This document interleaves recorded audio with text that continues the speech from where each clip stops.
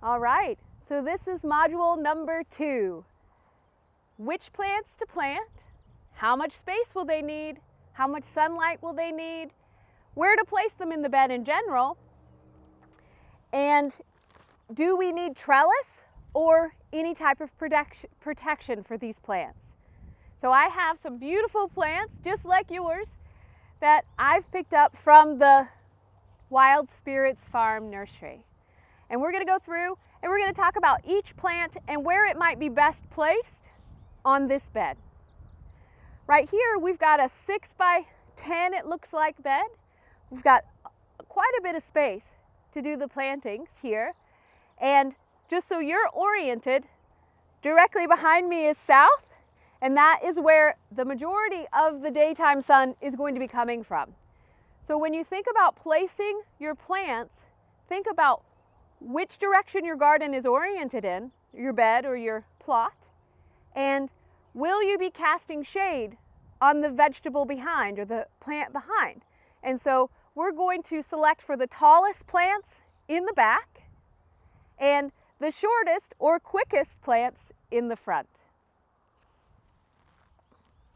We're going to start with putting some tomatoes in a location.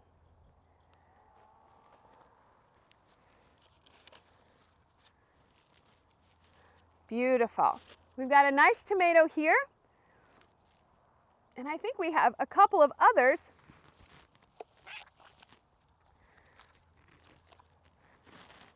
So we've got a total of 4 tomatoes here.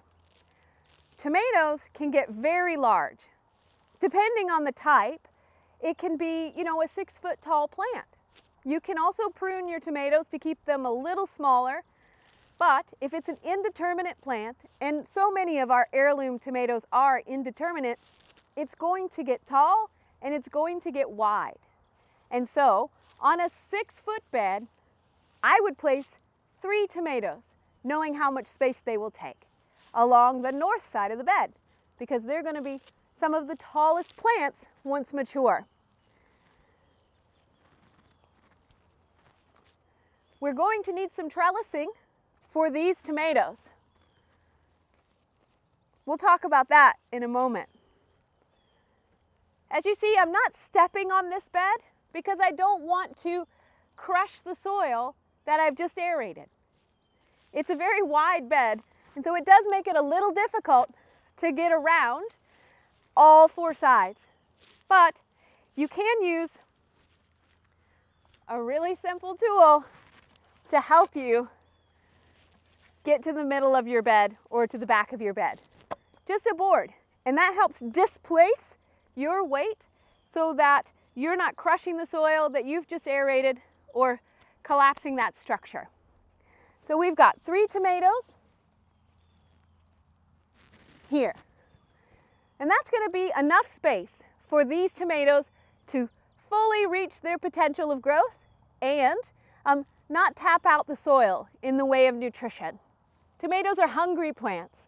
Because they put on fruit for an extended period of time, you need to not only consider space, but nutrition for those plants. We'll talk about nutrition shortly, but know that if you put your tomatoes at least 2.5, even up to 4 feet apart, you've pretty much got a great spacing for your tomato plants. These are going to be trellised going up. Next,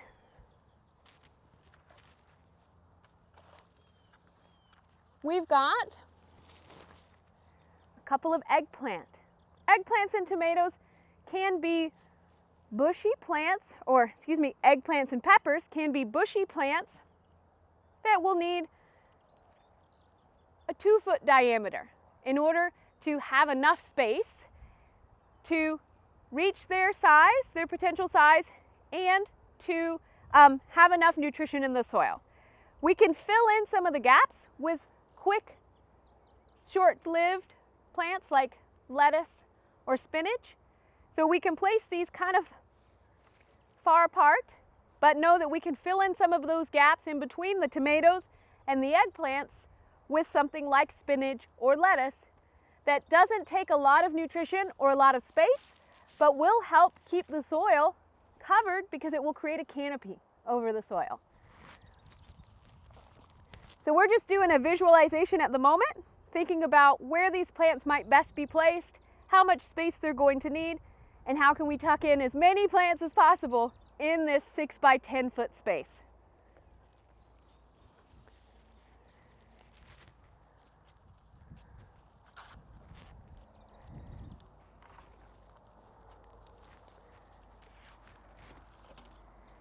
Your tomatoes, eggplants, and peppers are sun lovers.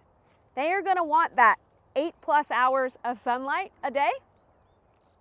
So when you place them, try to make sure that you're going to be able to provide that for them, or they may not ripen all their peppers or get to full size.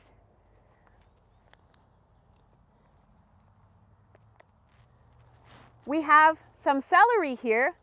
Celery is a plant that needs a lot of water. And so if you feel like your garden might be a little drought prone, or if you don't have access to water very easily, I wouldn't plant celery for sure. But if you are going to plant celery, know that it's a plant that can get about 2 feet tall, maybe closer to 18 inches, but a really happy tall one can get up to, 2 feet tall. They stay rather column-like. They will create the stalks. So that could be a plant that we could pop in between our eggplants. So we're going to do 3 celery, 1 on either side of our eggplants. And I'm pulling these little celeries out of their 4-pack, and I'm gentle with them right now. We're not putting them in the ground quite yet. I haven't dug the holes, but do know that in order to reduce transplant shock, you want to be really careful with your baby plants and their root systems. Don't jostle them around too much or break them up. And also, before you go to the transplanting process, make sure that your seedlings have had a nice drink of water and the soil is moist. You want to put moist transplants, that moist root ball, into moist soil. That will help minimize transplant shock. We'll talk about some other tips that you can take in order to minimize transplant shock, but moist soil is really important.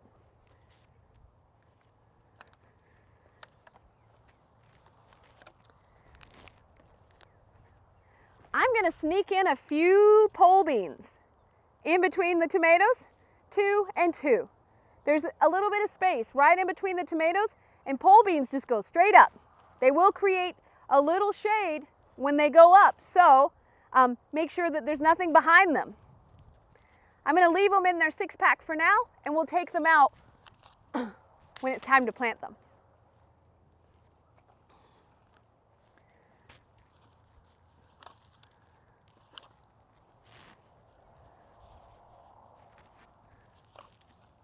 Great. So we have two types of chard. We've got a ruby red and a green. I can't remember its name at the moment. But they are plants that can get 2.5 feet tall, and they spread out kind of like a kale. And so you want to give them a little extra room. I'm going to put them here. I think they'll be a nice visual. They're beautiful plants.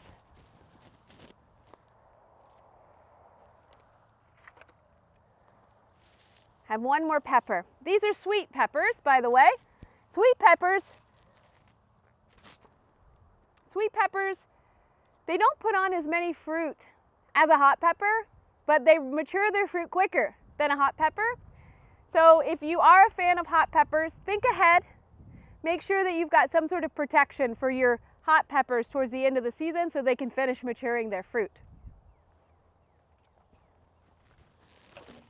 These are red bok choy. Bok choy are a relatively short plant, may get to be about 1 foot tall, and they're short-lived. These guys will finish up their life cycle more than likely in the next month, and so we can tuck them in between our peppers. Peppers are going to be long-lived, Same with the tomatoes and the eggplant. They will extend all the way through the summer and will still be ripening fruit all the way through September, provided we don't have a frost. So when you're placing your garden plants in their locations, think about how long they're going to be in that location. Something like spinach, lettuce, bok choy, tatsoi, those transplants can cycle out of the garden within a month after being placed into the soil as a transplant. They're not going to hang out long. They'll have plenty of sunlight, plenty of nutrition to finish their life cycle, and you'll have a wonderful salad or a sauté, and you'll have maximized the amount of food you got out of a small space. All right, so I have here 2 Savoy cabbages. Cabbages are a long-lived plant. They take a while to form that head, and they're just a single harvest, like the bok choy. Not like the kale or the chard. Kale or chard, you can pull leaves away all through the season, all the way up through until winter, in essence. And honestly, I've overwintered kale and chard in garden spaces when the winters aren't too harsh with protection. But the cabbages, they will go all the way through summer into early fall and will just produce 1 harvestable head. And so when you place them, know that they're going to take space for a long time. They're a heavy feeder, and you only get 1 head out of them. So they're not a great space conscious plant, but I'm going to place them kind of in the corner here. That's going to be enough room. Their little leaves, just like the tomatoes, will kind of edge out into the walkway just a little bit. But that's okay. We'll just be careful walking around, and we're still maximizing the amount of plants we can get in the soil right here in this 6x10 location. So it looks like we're pretty much set. I've got 1,000 head kale, 1 scarlet kale, and 1 lacinato or Dino Kale. And I'm going to place these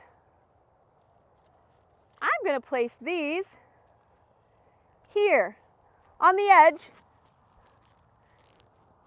in the same line as the eggplant, diagonal from the pepper and the tomato. They're a relatively long-lived plant, and they are kind of medium feeders. They don't produce a fruit to speak of. You just harvest the leaves. So they're a vegetative crop. They don't take as much from the soil. They're good companions to other plants, and they're great, nutritious food for us. I'm going to place this 1,000 head. Oh, let me think about this. I've never grown the 1,000 head before, and per my understanding, the 1,000 head gets a huge leaf. And so maybe we switch